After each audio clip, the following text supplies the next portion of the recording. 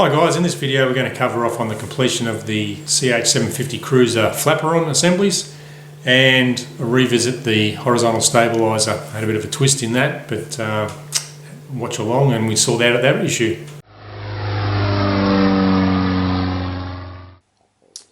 And flaps, or flaperons, I've laid them out, broken them up into, I'm going to call them, for argument's sake, flaps. So inboard are flaps, outboard are ailerons, just to make sense. So I've got four parts here. They obviously join together and become flaperons, so the flaps move with the ailerons, for those who weren't aware. And I've just marked, so outboard, I've marked them everywhere. This is a flap that goes to outboard.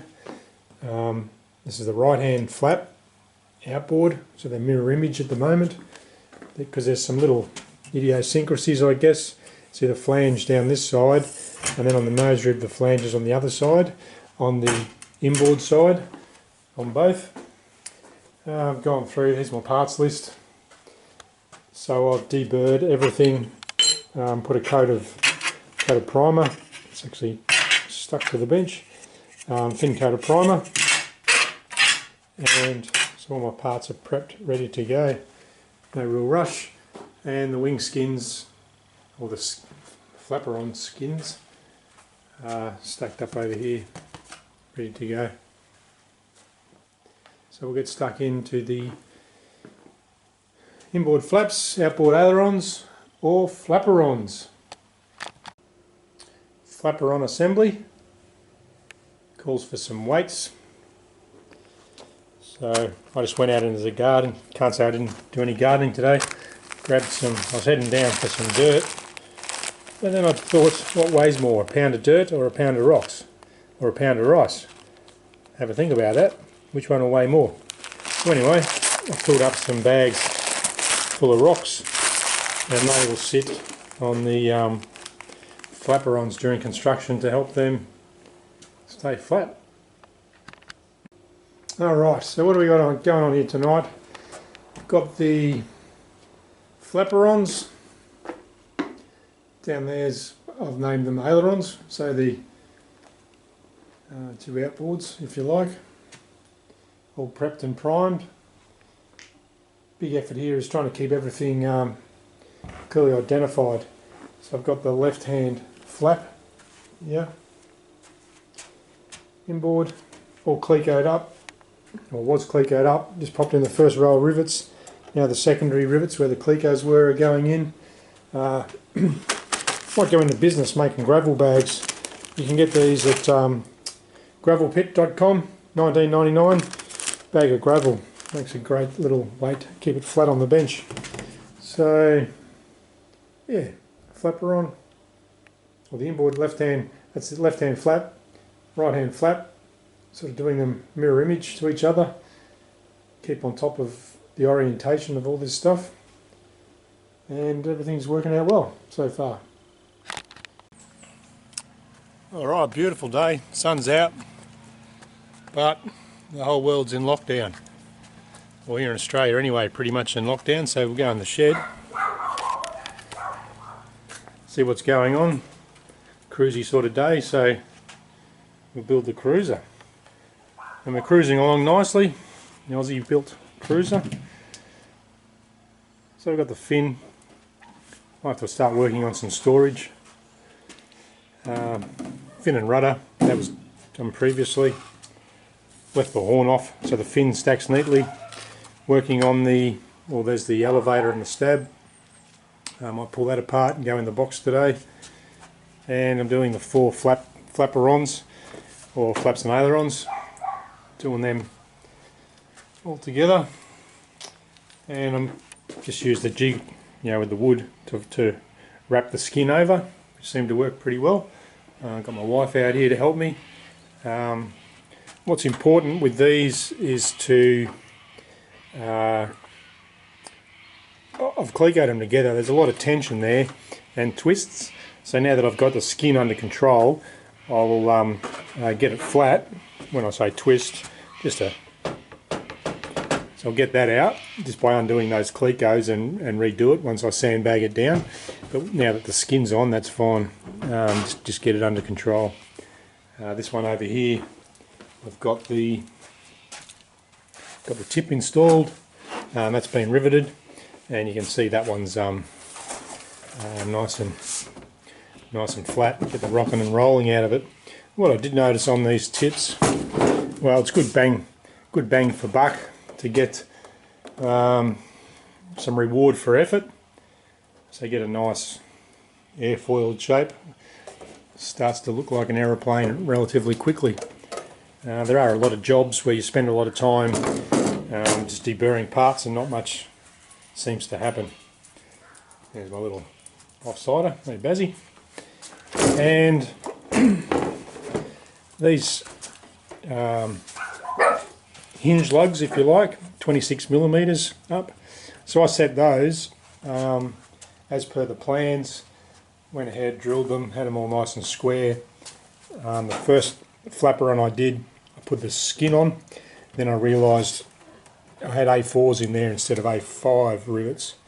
So luckily the skin wasn't folded down, but I had the top skin riveted and this bottom skin all apart from the leading edge. And in situ drilled out those to A5 and managed to catch the other three. So a little trip up there, but now they're pretty important parts, being the aileron hinge or flaperon hinge. Now they're in with A5 according to the plans. So check your plans, go slow. But a bit more building today and we'll get into it. Wrapping the skin on the, this is an aileron, so got it weighed down. Just rolled the skin around the leading edge, clecoed it down, all nice and straight with my support on the end of the bench. Another aileron over there, or outboard flaperon, and the two inboard flaperons. So I'm doing all four at once, simultaneously, or at the same time. Alright, so doing the flaperon again, I just noticed you just have to do whatever you have to do to get these things flat, sitting on the bench. I've loaded it up with my weights, had it on the leading edge. There's a slight twist in there, just got to trust your workbench is flat, get everything right, and then with the clecos, just give it the old Roger wiggle or the Zenith zag, and I'll just check each time that it's down flat. It does make a difference when you cleco. So I had it all clecoed with the tension, and then basically took all of them out, bar about 2 or 3 in the middle, just to get, because obviously it wasn't, I induced a twist with that initial roll of the leading edge. So with these fellas, I just do every one. Give it the Roger wiggle. Still flat, and then you can leapfrog these if you want to. And last one, little wiggle, Zenith sag.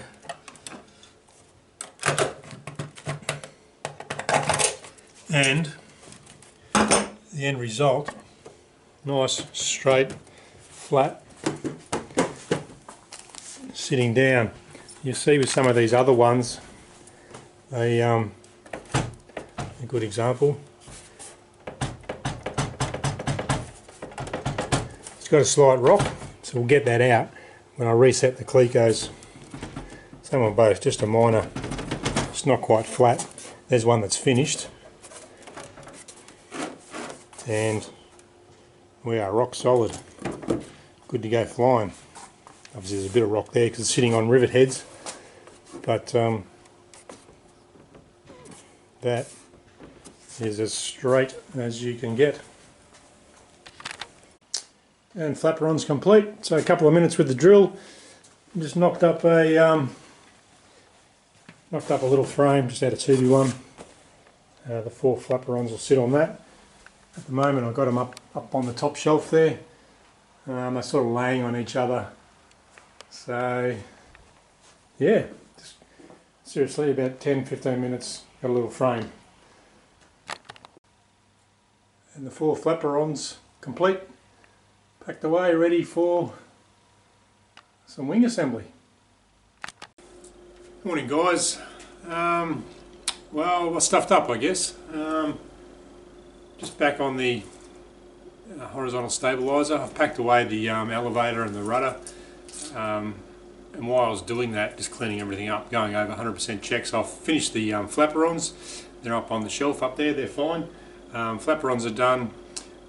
Elevator I'm happy with. And the rudder and fin, I've tucked that away, snuck that into the house in the spare room. I was putting the stab away. It's been chewing at me a bit. So I got my got the handy old incidence meter out. And I've got a twist in the horizontal stab. Now that's about, well, I know it's 1.4 degrees. The limits in the book are 1 degree, and I've got a 1.4 degree twist. So made the hard decision to start on the top skin, and I've undone all my work, popped all the rivets out of the top. Now I took each rivet on its merits and just individually taking each rivet out, and to be honest I'm pretty happy that there's no damage and they've all come back out. So the problem I had when I took delivery of the box, I shifted the bench around. The bench is on carpet. In particular this T-section here, for some reason the leg was higher and I had a whoop-de-doop in the bench. Now I've gone along on the bench, obviously there, I've sanded it, re-leveled my bench, because the bench was here for about 4 months, I guess, 3 or 4 months. Also I'm using, so I've got an aluminium strip, so now the bench is out of play and I'm on my 2-inch square or 50mm square steel tubes, and then if I lay that across I can sort of take the bench out of it, because the elevator, sorry, the stab sits on the horn, it, if I get those level, well I know my bench is flat now anyway. So long story short, if you take a look here, I'm waiting on some decent clecos to come. They're 3/16 I think clecos I need for in there, and I'll try and show you here with one hand.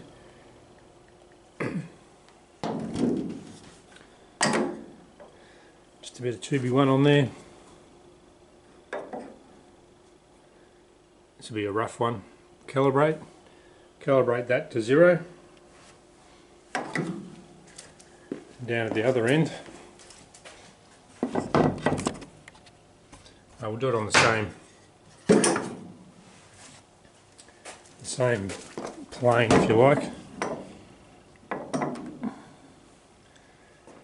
and well this morning it's reading 1.7, it's actually 1.4. I've measured it so many times now,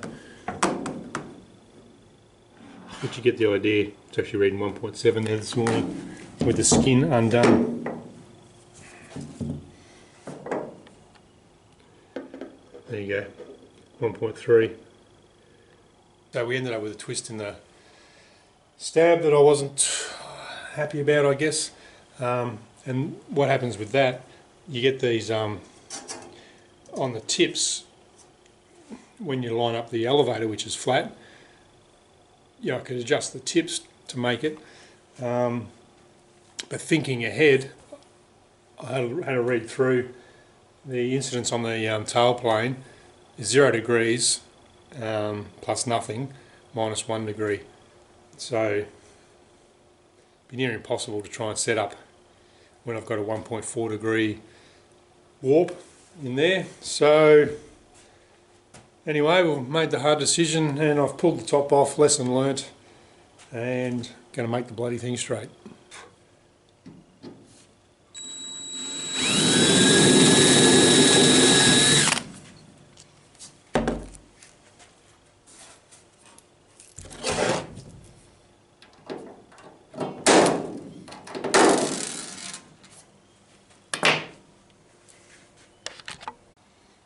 Alright, they're popping out quite nicely.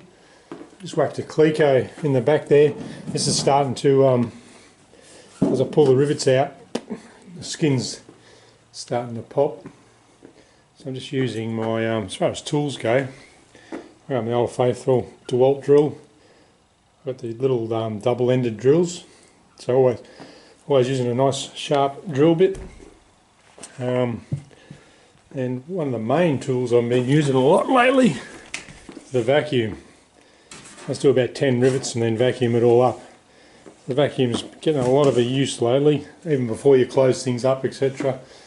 And I like to, you know, keep the swarf under control. And 2 20-kilo bags of sand. I've Clecoed every hole along the spar. Completely took out all the rivets on the top skin. Got some movement out of it. I've levelled up my beams. They're all level. Got a bit of 2B1 in the front, which is just sitting in there, and these are just spaces just to get it square with the leading edge, or parallel with the leading edge. And it's just sitting on the corner with 20 kilos on there. You see I've written on there I was 1.4 out. I'm happy to say now I'm less than 0.4. It's reading about 0.3, 0.2, 0.3. Trouble with those digital things, they're probably too accurate. But I'm happy with that now. I'll go through and start to rivet, and I'll just keep an eye on the rods at the end. So I just got some brass tubes. Got to make sure they don't go in there because I'll have to de-skin it again. And brass tubes with, I've got a bit of, just a bit of 2B1. It sits on there nicely. That gives me my, and then I put my bubble level, which is an app on the phone.